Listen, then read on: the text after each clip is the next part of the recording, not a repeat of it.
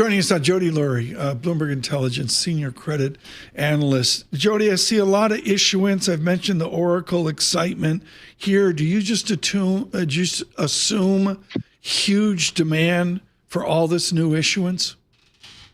I think, Tom, the key is that a lot of investors are just looking for places to put their cash, right? We've heard that narrative a lot of times. I think there's a mixed sort of view on that. But that being said, we aren't seeing as much new issuance because there's so much being taken away by the private market.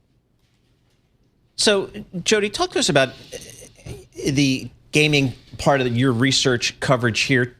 In just how are the fundamentals of the gaming business today? It's become such a global business, but I know there's a lot of issues out there, like prediction markets maybe is a competition here. What's the lay of the land? So it's funny you bring that up, Paul, because yesterday I actually sat as a judge for this school externship that's being run where they do credit analysis, and I do it every few months. And I also teach the class on bond fundamentals, and Nice. They actually did DraftKings. Yeah. And so one of the questions I posed for all the students is I said, I don't want to know your ages, but I'm assuming that a good portion of you are under 21. And you're talking about how, DraftKings going into the prediction market is such a booming thing. Have you tried it out? And does it bother you that you're able to access that at 18 when you can't access the normal DraftKings platform until you're 21? And I think that just brings up a lot of the questions that we've been grappling with internally.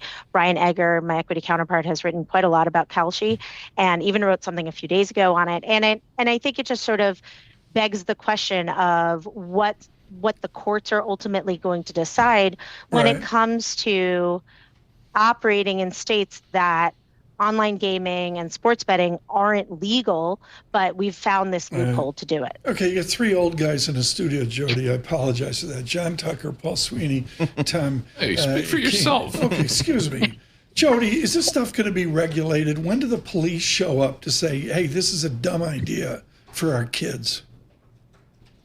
I don't know if they'll necessarily say it's a dumb idea, but I think there will be some regulation. If you just think about it from the surface of the fact that the gaming companies are very, very savvy when it comes to dealing with politicking and the communication that they've given. I mean, MGM has said it multiple times that they believe that these prediction markets are not necessarily a legal avenue. And obviously they have a stake in that.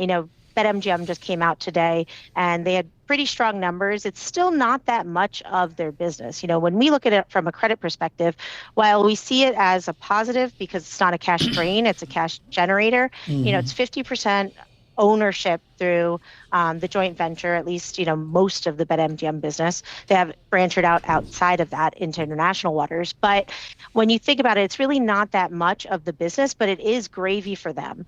And the risk that you have these operators who are circumventing the system, obviously MGM is making a case about that. Jody, thank you so much. Jody Lurie with us. Too short a visit with serious research here from Bloomberg Intelligence and all this gaming debate that's going on, I guess is how I would put that as well.